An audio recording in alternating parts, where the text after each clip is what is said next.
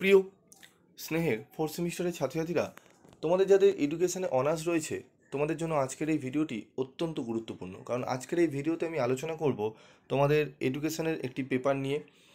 পেপারটি হচ্ছে DSCC 7।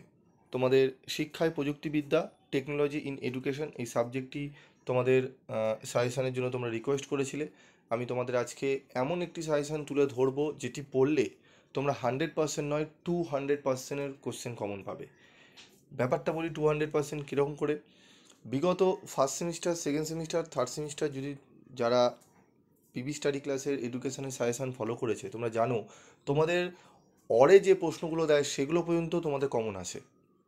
তো তোমাদের এইবারেও যেহেতু তোমাদের খুব তাড়াতাড়ি পরীক্ষা হচ্ছে, কম সময় পেয়েছো, তাই সেটাও আমি মাথায় রেখেছি। অত্যন্ত কম প্রশ্ন রেখেছি। এই সাজেশানটি তুমি আজকের যেটা আমি দিচ্ছি এর আগে হয়তো কোনো জায়গায় তোমরা খুঁজে দেখবে, পাবে না। কারণ সাজেশানটি পিবি স্টাডি ক্লাসে যে সাজেশানটি আজকে আমি দিতে চলেছি, এই সাজেশানটি দেখলেই তোমরা বুঝতে পারবে যে কতটা সোজা এবং কতটা কম করে আমি দিয়েছি। এবং কম বলে এই নয় যে কমন আসবে না, 100% কমন পাবেই, অরের প্রশ্নগুলোও কমন পাবে। তো তোমাদের প্রথমে একটু কোশ্চেন প্যাটার্নটা বলার আগে আমি তোমাদের বলে দিই, তোমাদের স্টাডি মেটেরিয়াল রয়েছে, প্রবাবল কোশ্চেন অ্যান্ড অ্যান্সার বুক। তোমরা চাইলে সেগুলো সংগ্রহ করে নিতে পারো। DSCC 5, DSCC 6, DSCC 7 এই সমস্ত পেপারে অ্যাভেলেবেল রয়েছে, তোমরা চাইলে সেগুলো সংগ্রহ করে নিতে পারো। তো দেখো আমাদের সিলেবাস রয়েছে, পাঠ্যক্রম কি রয়েছে দেখে নাও। ইন ইন ইন্ট্রোডাক্টরি কনসেপ্ট, প্রারম্ভিক ধারণা, যেখানে রয়েছে টেকনোলজির concept, need and scope of educational technology, system approach, concept and need, classification and components of system approaches. ঠিক আছে, এগুলো সব ইংলিশ ভার্সনে রয়েছে, তোমরা এখানে দেখে নাও। আমি তোমাদের সাজেশন নিয়ে আলোচনা করব। তো এবার তোমাদের আমি বলি যে তোমাদের 3টি 10 নম্বরের প্রশ্ন তোমাদের করতে হবে। 3টি 10 নম্বরের প্রশ্ন তোমাদের অ্যাটেন্ড করতে হবে। 5 নম্বরের প্রশ্ন তোমাদের 4টি অ্যাটেন্ড করতে হবে এবং 2 নম্বরের তোমাদের প্রশ্ন অ্যাটেন্ড করতে হবে 10টি। ঠিক আছে, 5 নম্বরের 5টি, 10 নম্বরের 3টি। ঠিক আছে, 3 10 30 এবং 5 5 25, তোমার হচ্ছে 55, এবং 2 নম্বরে 10টি। তো আমি তোমাদের 3টে মাত্র ভিডিও দেবো, 3টে ভিডিওতে 3টে মার্কসের প্রশ্নগুলো, ইম্পর্টেন্ট প্রশ্নগুলো বলে দেবো। ঠিক আছে, আজকে আমি আলোচনা করছি তোমাদের 10 মার্কসের। 3টে ভাগে ভাগ করেছি, মডিউল 1 মানে চ্যাপ্টার 1, চ্যাপ্টার 2, চ্যাপ্টার 3। তোমাদের 3টে চ্যাপ্টারে এডুকেশন সিলেবাসটি রয়েছে। তো এই 3টে চ্যাপ্টার মিলিয়ে তোমাদের এডুকেশনে কী কী প্রশ্ন পড়বে দেখে নাও। প্রথম অধ্যায় থেকে তোমরা যে প্রশ্নটি পড়বে, মানে একটি 10 নম্বরের প্রশ্ন তোমরা 100% কমন পাবে। কোন প্রশ্নগুলো পড়লে হচ্ছে, প্রথম প্রশ্ন, শিক্ষা প্রযুক্তি কাকে বলে? শিক্ষা প্রযুক্তির প্রয়োজনীয়তা এবং পরিধি সম্বন্ধে আলোচনা করো। এই প্রশ্নটি পড়বে, খুব ইম্পর্টেন্ট। তারপর পড়বে তন্ত্রমূলক ধারণা কি, সিস্টেম অ্যাপ্রোচ, শিক্ষাক্ষেত্রে এটি কিভাবে প্রযুক্ত হয় আলোচনা করো। এই প্রশ্নটি পড়বে। তন্ত্র দৃষ্টিভঙ্গি কি, এর শ্রেণীকরণ করো। তন্ত্রের প্রধান উপাদানগুলি উল্লেখ করে ব্যাখ্যা করো।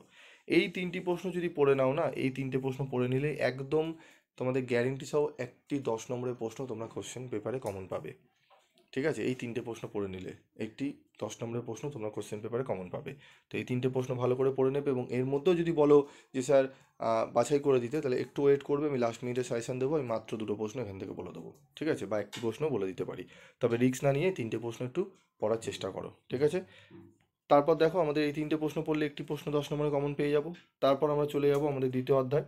সেখান থেকে কোন প্রশ্নটি পড়বো হচ্ছে ব্যক্তিভিত্তিক নির্দেশনামূলক কৌশল কাকে বলে? যে কোনো একটি ব্যক্তিভিত্তিক নির্দেশনামূলক কৌশলের বৈশিষ্ট্যগুলি উল্লেখ করো।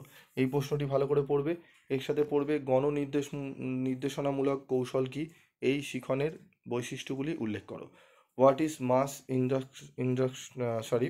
Instructional techniques, mention its characteristics. Okay, এই দুটো প্রশ্ন আমি আশা করি, এই দুটো প্রশ্ন যদি ভালো করে পড়ে নিতে পারো, এখান থেকে একটি 10 নম্বরের প্রশ্ন তোমরা কমন পেয়ে যাবে, এই দুটি প্রশ্ন। ঠিক আছে, তার সাথে আরও দুটি যদি পারো প্রশ্ন পড়বে, সেটি হচ্ছে শিখন মডেলের ধারণা দাও। শিখন মডেল ব্যবহারের সুবিধাগুলি ও অসুবিধাগুলি কী কী, এই প্রশ্নটি পড়বে। ঠিক আছে, এই 3টি প্রশ্ন এখান থেকে পড়ে গেলে আমি আশা করি এখান থেকেও তোমরা একটি 10 নম্বরের প্রশ্ন কমন পেয়ে যাবে। একদম বাছাই করা প্রশ্ন দিচ্ছি, এরকম প্রশ্ন সাজেস্টিভ কোনো বইতেও পাবে না তুমি, কোনো জায়গায় তুমি কিন্তু এখনও পর্যন্ত সাজেশনে তুমি পাবে না। হ্যাঁ, আমি এখন হয়তো দিয়ে দিয়েছি, এরপরে হয়তো তুমি পেতে পারো অনেক জায়গায়। ঠিক আছে, তো এগুলো দেখে নেবে। এই 3টি প্রশ্ন, উপরে 3টি প্রশ্ন, টোটাল 6টা প্রশ্ন পড়লেই আশা করি এখান থেকে হয়তো 3টে প্রশ্ন তুমি কমন পেয়ে যেতে পারো।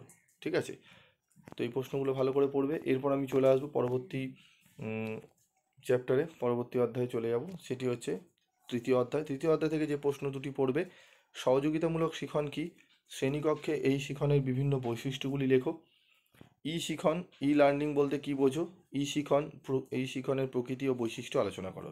এই দুটি প্রশ্ন আশা করি যদি পড়ে যাও এই দুটো থেকে একটি 10 নম্বরে পেয়ে যাবে।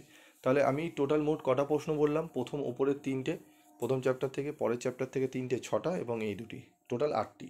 এই 8টি প্রশ্ন যদি পড়ে যেতে পারো না, এই 8টি থেকে আরেকটি প্রশ্ন আমি বলে দিচ্ছি, টোটাল 9টা প্রশ্ন বলবো। 9টা প্রশ্ন পড়লে তোমরা তিনটে 100% কমন পেয়ে যাবে, তিনটে প্রশ্ন। ঠিক আছে, আরেকটি প্রশ্ন কী স্যার, এটা একটু জেনে নাও। আরেকটি প্রশ্ন হচ্ছে এই এই প্রশ্নটি পড়ে যেতে পারো, যোগাযোগ ব্যবস্থা বলতে কি বোঝো, শ্রেণীকক্ষে যোগাযোগ ব্যবস্থার বিভিন্ন উপাদানগুলি ব্যাখ্যা করো। এই তিনটি প্রশ্ন। ঠিক আছে, টোটাল 9টা প্রশ্ন আমি বললাম, তিনটে চ্যাপ্টার থেকে 9টা মাত্র প্রশ্ন। এর থেকে কম সাজেশন আর হয় না। তোমরা যদি সিলেবাসটি একটু ভালো করে মেনটেন করো বা দেখো, বোঝো, তাহলে কিন্তু হিসাব মতো 10 নম্বরে তোমাদের 20টা মতো প্রশ্ন হয়ে যাচ্ছে। সেখান থেকে মাত্র আমি 9টা প্রশ্ন আমি বেছে দিয়েছি। এই 9টা প্রশ্ন করে যাও, একদম নিশ্চিন্তে থাকো, তোমরা ভালো পরীক্ষা দিয়ে আসতে পারবে। ঠিক আছে, এবং তোমরা যদি মনে করো স্যার এই 9টি পরেও আমি আরও পড়তে পারি, তাহলে অবশ্যই পড়তে পারো, পড়ার তো শেষ নেই, পড়তেই পারো। তবে এই 9টি প্রশ্ন ভালো করে করে যাও। ঠিক আছে, তো আজকে আমি তোমাদের 10 নম্বরের প্রশ্নগুলো বলে দিলাম। এই 10 নম্বরের প্রশ্নগুলো রেডি করে নাও, 30 নম্বর তুমি অনায়াসে কমন পেয়ে যাবে। শুধু এই 10 নম্বরের প্রশ্নগুলো পড়লে যে 10-এ কমন পাবে তা নয়, তোমরা কিন্তু এখান থেকে 5-এগুলোও কমন পাবে। তবু আমি 5 নম্বরেও তোমাদের বাছাই করা প্রশ্ন মডেল 1, মডেল 2, মডেল 3 থেকে আমি বলে দেবো, সেগুলো একটু ভালো করে করার চেষ্টা করবে। আজকের মতো ভিডিওটি শেষ করছি, দেখা হচ্ছে পরবর্তী ভিডিওতে। সকলে ভালো থেকো, সুস্থ থেকো।